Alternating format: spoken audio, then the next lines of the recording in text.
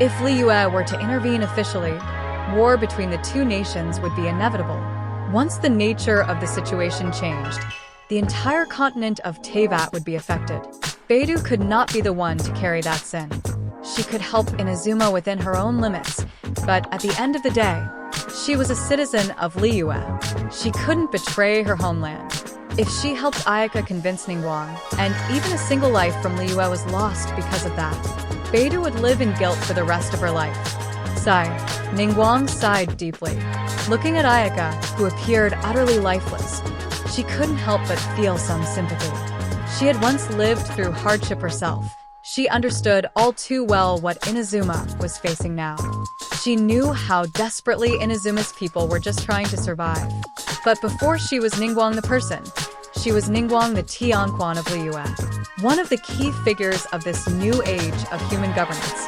Every move she made carried enormous consequences for the entire nation of Liyue. Miss Kamisato, there's no need for such sorrow, Ningguang said, shaking her head gently.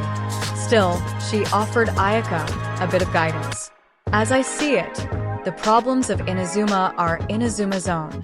So if you seek change, look not outward, but inward.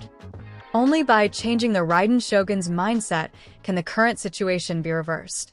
Ayaka's eyes lit up faintly with hope again, and she looked toward Ningguang eagerly. But the shogun has been in seclusion for a long time. The Tenryu Commission controls everything now. We can't even see her. And even if we could, as long as she insists on continuing the Vision Hunt decree, the war won't end. That decree is her will alone. Ningguang shook her head again. The archons of Teyvat, at their core, all of them know how to love. From that truth, you must begin. Given Inazuma's current state, the Ryen shogun shouldn't be blind to it. But if she is letting the nation fall into ruin before her very eyes, then something must be wrong. You must find a way to deliver the true will of Inazuma's people directly to her heart. The power to change everything lies with her alone, not with Liyue, not with the 7 nations. As for how to do it, you'll need to think hard. I don't know Inazuma well enough to offer detailed suggestions. Ningguang waved her hand dismissively and turned to Beidou. Of course, as Tianquan, I cannot involve myself in foreign political conflicts. But as the master of the Jade Chamber, and as a merchant of Liyue, I can sell basic materials and supplies to Inazuma. After all, making money is only natural. Ayaka's eyes brightened. Hope returned to her heart. Then, Tianquan-sama, you mean? I can provide alchemical potions, food, and essential resources to Inazuma. Ningguang took a slow sip of tea, her tone calm and composed. What you do with them is your business. Merchants don't concern themselves with how goods are used. Money for goods, that's the rule of trade. Ayaka thought carefully for a moment, then said softly, but the Sokoka decree is still in effect. All trade routes are controlled by the Kenja Commission. I'm worried these goods will be intercepted. Ningguang gave a faint smile. Intercepted? Ningguang chuckled lightly. Then I might just have to give them more credit than they deserve.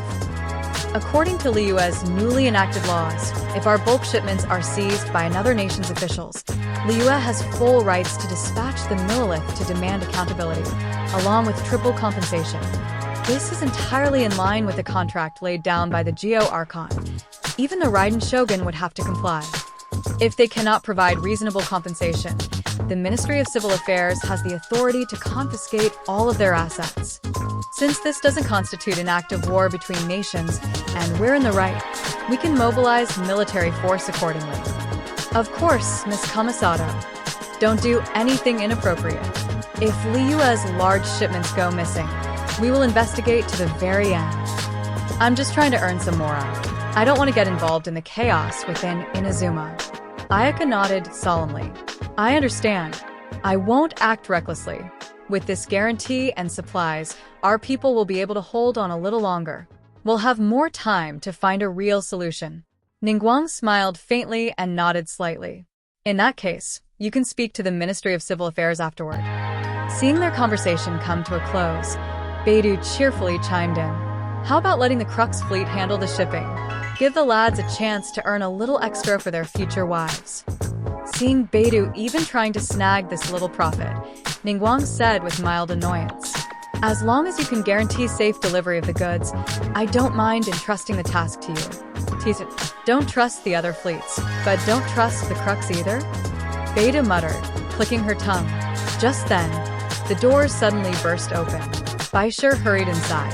Upon seeing who was in the room, she paused for a moment, then quickly walked to Ningguang's side and whispered, "Lady Ningguang, Lord Ryen has returned.